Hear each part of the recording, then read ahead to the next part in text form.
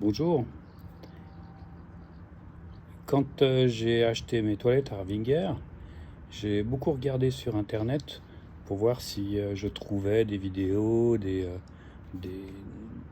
des gens qui avaient fait l'installation et qui pourraient me donner des indications sur la validité de ça. Je doutais pas du concept, mais de la possibilité de correctement installer ça. J'ai rien trouvé. Et donc du coup, quand j'ai commencé l'installation, j'ai commencé à démonter et puis je me suis dit, ah, faut peut-être que je fasse une vidéo. Alors ça va être la première. Alors je suis désolé, hein, j'ai mal manipulé le téléphone, il y a des bouts qui manquent, il y a des... Voilà, c'est pas très pro, mais ceux qui veulent faire une installation d'un toilette Harvinger, surtout pour les C400, C500, en remplacement du Tedford C400, C500, ben, ils verront un petit peu à quoi ça ressemble. Et puis, comme ça, vous pourrez vous faire une idée de la galère. Pourquoi j'ai choisi de passer en toilette sèche?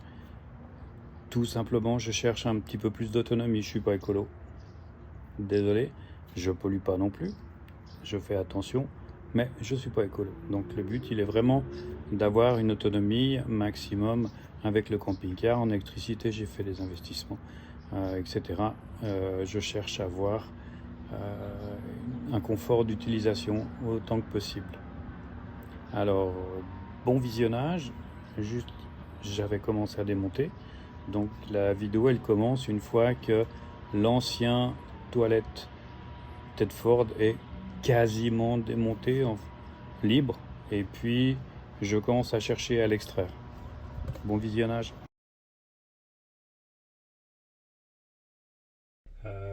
Tout est démonté, donc on peut le sortir. C'est pratique. En fait, j'ai le montant de la porte qui m'empêche de le sortir. Je peux pas le pivoter. Je peux essayer de le monter, mais là ça coince avec le vitrage. Et là, je sais pas si on le glisse en haut, non, ça va buter là-dessus, ça va buter là. Donc j'ai pas de solution pour le sortir d'une pièce. Alors contrairement à ce que dit Harvinger, eh ben c'est pas réversible. Le truc, je vais aller vérifier que la nouvelle caisse, j'arrive à la rentrer. Alors donc j'ai ma nouvelle caisse qui est ici, l'ancienne qui est là. Et puis avant de casser, ben, je vais tenter de rentrer celle-ci par-dessus. On va voir ce que ça donne. Pas pour l'autre. Alors, ici, ben, ça rentre pas, mais ça c'était un peu prévu. Comme ça, non plus. Il n'y a pas de solution sans casser. Voir démonter complètement le lavabo, l'ensemble lavabo. Et merde, j'ai fait un petit tac. Bon, on va essayer de démonter le linteau, démonter la pièce. Après, elle est prise ici, donc je devrais certainement démonter ça. Et puis on verra, peut-être même descendre le plancher. Bon, ben tout ça, c'est solidaire.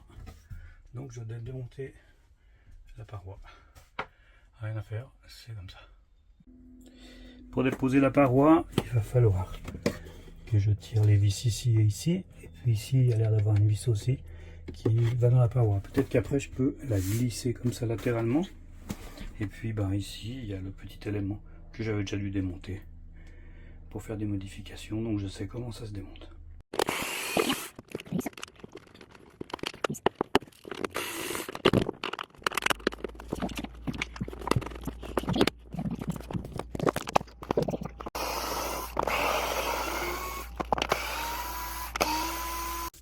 Le profil du miroir est à démonter parce que je soupçonne qu'il y ait éventuellement une vis dessous.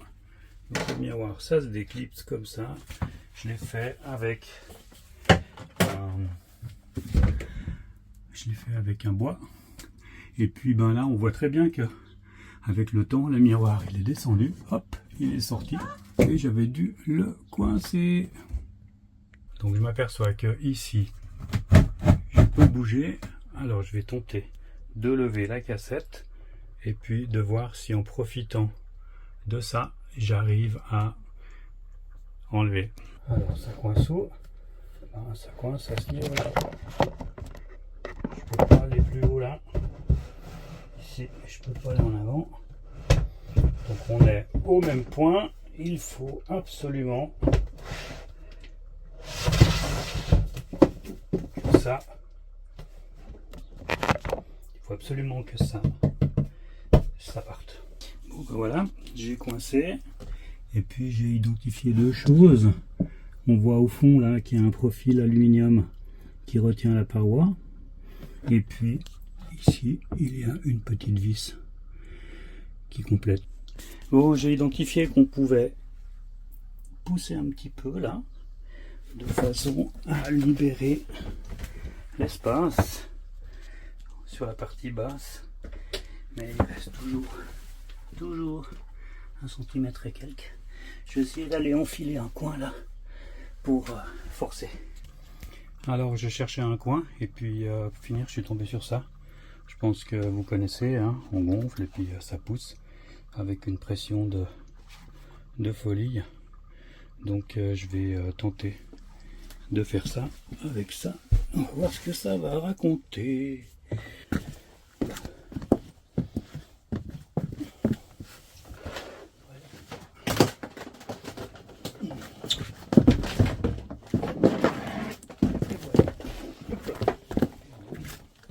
Alors c'est normalement prêt à ce que je puisse enfiler la cassette, hein, sans préparation aucune.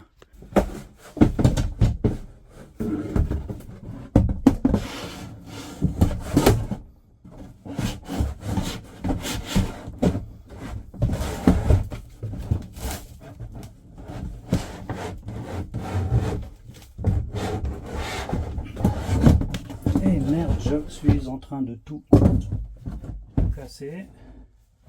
C'est très content.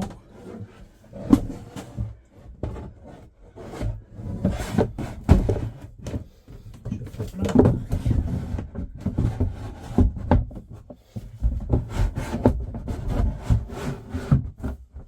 C'est très ajusté, peut-être même plus que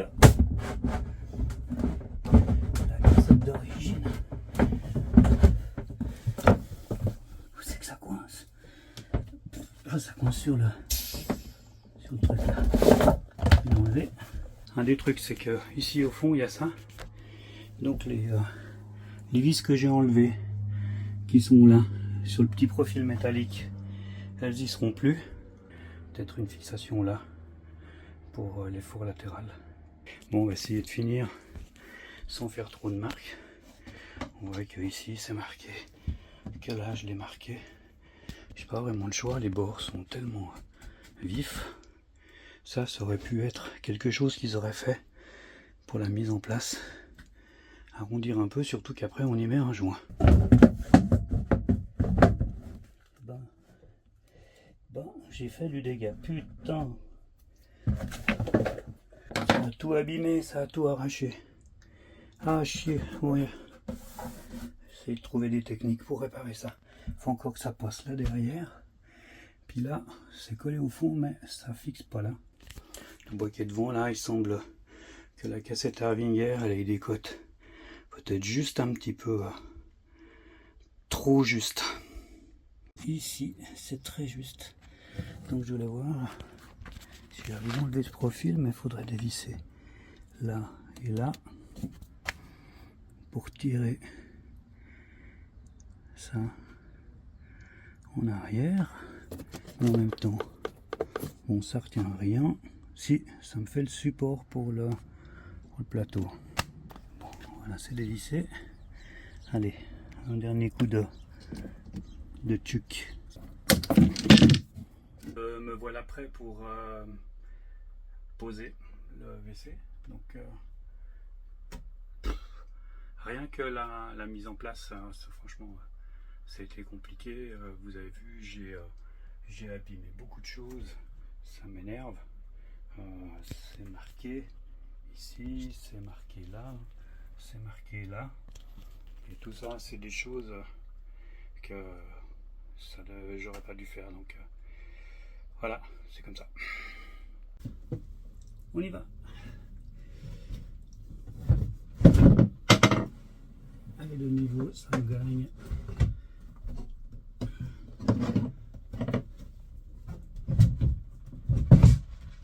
Voilà, c'est en place. Donc, je vais retrouver des professionnels pour m'aider à trouver des solutions. Oh, chier. Maintenant, il n'y a plus qu'à pour le reste. Et surtout, réparer les dégâts. On voit un truc, c'est que ça vient en avant très facilement.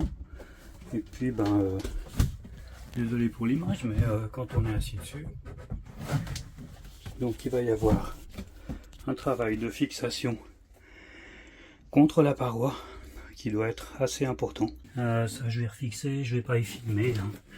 Ça, je vais refixer ici aussi. Bon, on remarque que pour faire tenir, il y a des tenons. Et les tenons, si on regarde un petit peu l'alignement par rapport aux toilettes, bon voilà, je scie mon petit bout de bois. L'avantage, c'est qu'il y avait une marque et puis que c'est simple à faire. J'ai refait les tenons, les trous. Je vais pouvoir refixer. Alors derrière, de ce côté, j'ai possibilité de mettre une vis là-bas. Je sais pas, il va falloir que j'invente quelque chose pour pouvoir remettre la plainte. On essaye. Alors c'est bon. Et je crois que c'est assez propre. Ça fait le job. Peut-être un petit peu de lumière là-bas. Ici c'est bon. Ici c'est bon. Voilà. J'ai commencé, c'était 8h05. Il est 11h15. Voilà le temps que ça prend. Juste pour la mise en place. Et j'ai pas fini. Il me reste ça et ça à monter. Dedans, j'ai plein de petites pièces. Ça, c'était des vannes d'arrêt pour les différents systèmes qui existent pour fermer l'eau. Il faudrait que, effectivement, je mette quelque chose. Les pièces qui permettent de fixer la caisse contre la cloison et en même temps de provoquer l'arrêt ici avec cet insert. Système clipper, déclipper. Ça a l'air pas trop difficile. Et puis il fallait préparer ici, il faut préparer avec un truc qui vient et vous le serrez avec un serre-câble. Tout simplement, j'ai raté la première fois. Mais là maintenant, ça tient. C'est sympa, il y a un couvercle là. Mais je ne sais pas comment il se fixe. Ça a l'air libre. On va voir. Il y aura des trucs à faire. Remarquez sur le WC, la petite est en fait là dans les pièces que l'on a ici. Je crois que ça vient dedans pour verrouiller le WC. On va procéder au montage. Voilà le montage. Je vais le poser là. Harvinger conseille de vidanger une fois par mois. Moi perso, je pense que je vais repasser par là. Et puis ici il y a de la place. En passant par là. Et je vais pouvoir aller créer une petite douche extérieure. C'est monté. Remettre la plaque. Voilà la plaque. Ça se met là, ça se met là. Et c'est assez ajusté. Bon, vous remarquerez que je suis équipé d'un système SOG. Et puis là, il va y avoir les deux cassettes. Je vais quand même essayer d'étancher un maximum. Ici, là, il y a peut-être des trous. Ici, je vais peut-être faire en sorte que il y a un minimum d'air qui pénètre dans la structure. Des fois que ça sente, j'en sais rien. Et puis faire en sorte que le système SOG avec un bouton me permette d'aspirer les odeurs, peut-être fraîchement déposées, parce que fraîchement déposé, et peut-être que ça sent un peu. Voilà, hier j'ai arrêté, il faisait un peu trop chaud, et puis j'en ai profité pour faire quelques petits achats. Donc j'ai été acheter du joint pour finir le truc, et puis j'ai de la mousse autocollante. Je vais mettre derrière pour faire un peu un anti-vibration.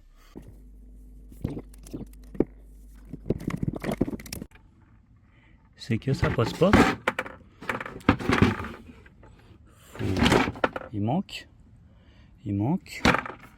l'épaisseur de mon joint. Maintenant je suis quitte pour enlever mes joints. C'est vraiment au millimètre, hein. J'ai dû enlever les joints de façon à pouvoir coller contre le... Bon, on attaque. Bon, on teste. Ça a l'air de coincer là. Ici. Putain, la mise au point, voilà. Je pense que je vais devoir faire une petite découpe pour un passage plus aisé.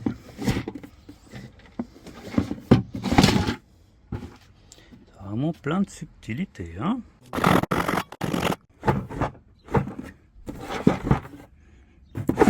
Faut vraiment aller faire la grosse découpe là. Bon, là, je vais essayer quoi. Mais un vrai coup de scie.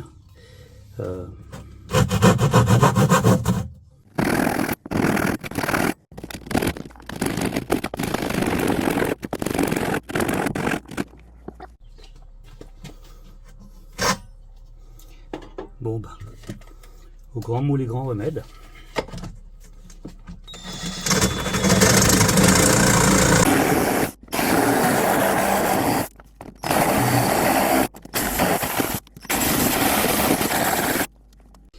Ça valait la peine d'aller y chercher, hein. Bon, t'y crois ou pas, mais regarde. Ah si, il faudra que je fasse une petite découpe.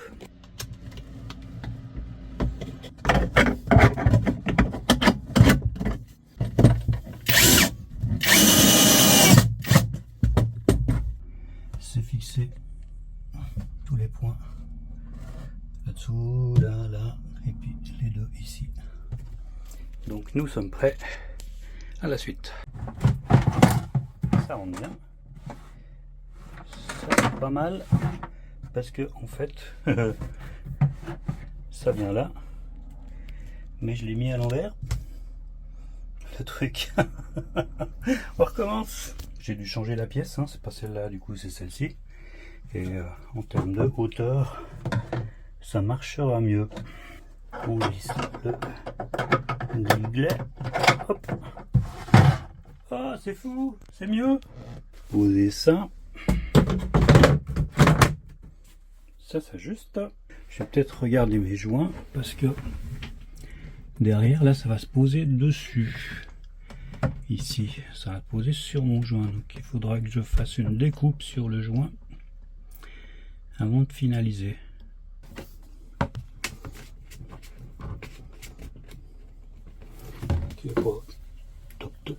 Top. Faut que je fasse ça bien parce qu'après ma blonde va dire ah, elle est pas jolie ton angle.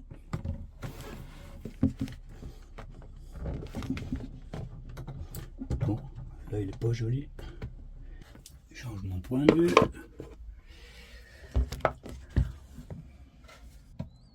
C'est marrant de bosser et puis tout commenter ce que tu fais pour le film.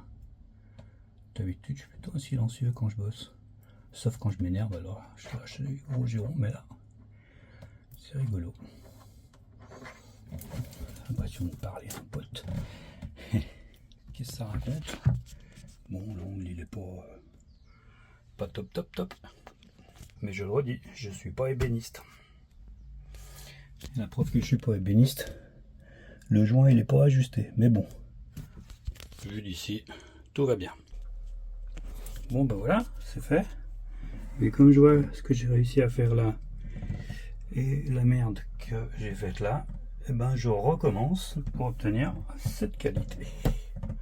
Comme quoi, j'ai finalement redémonté et puis de 2 pièces, j'ai décidé de passer à 1 pièce et de faire la découpe. Il n'y a plus qu'à voir si ça c'est bien fait en posant le WC.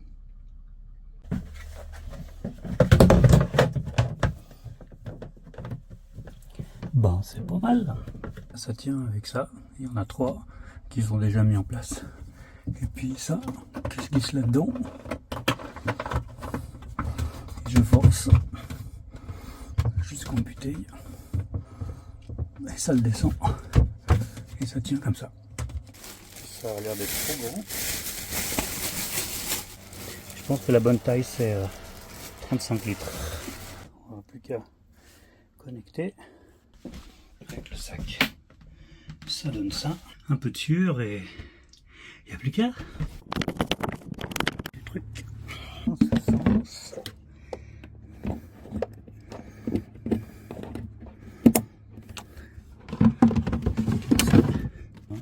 Quand c'est plein, et ben, clac, virage à gauche, à droite, clac.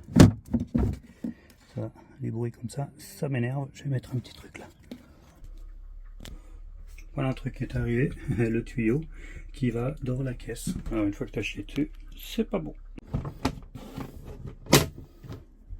Je m'aperçois que c'est pas top. Je te montre pourquoi. En fait, le tuyau, et ben on voit que ça fait siphon. Donc là j'ai déjà dû ici pour avoir la sortie de ce côté rajouter un petit joint. Donc il y a 2 joints en fait dans cette pièce, de façon à ce que serré à fond ça amène par là, et puis là pour que ça vienne là il va falloir que je raccourcisse. J'ai raccourci, on voit que le tuyau il fait moins siphon mais il le fait quand même, et donc quand je vide, ben, je commence à faire ça, vider le siphon. Voilà. Ah, vous faites ça, c'est l'indicateur de niveau, donc normalement il est clair, et quand il est foncé, tu as intérêt à vider avant d'aller visser encore une fois. J'ai acheté ça, j'en ai mis un petit peu au fond. Alors j'ai aussi acheté ça.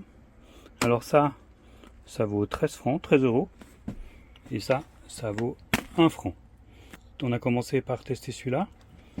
Ensuite ça c'est sans odeur, machin, c'est garanti plus qu'1 mois. Pour les chats, on s'est dit que si de la merde de chat ça le faisait, peut-être de la merde d'humain ça le fait aussi. Pour ce qui est de l'usage, eh ben, on vous fera un petit retour un petit peu plus tard. Pour l'instant c'est installé, et puis pas besoin de vous abonner à la chaîne, hein.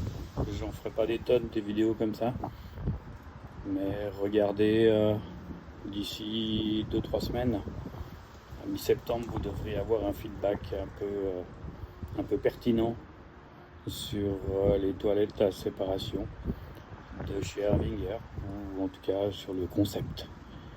Merci d'avoir regardé jusqu'au bout. J'espère que ça n'a pas été trop mauvais au niveau du montage, et puis à la prochaine.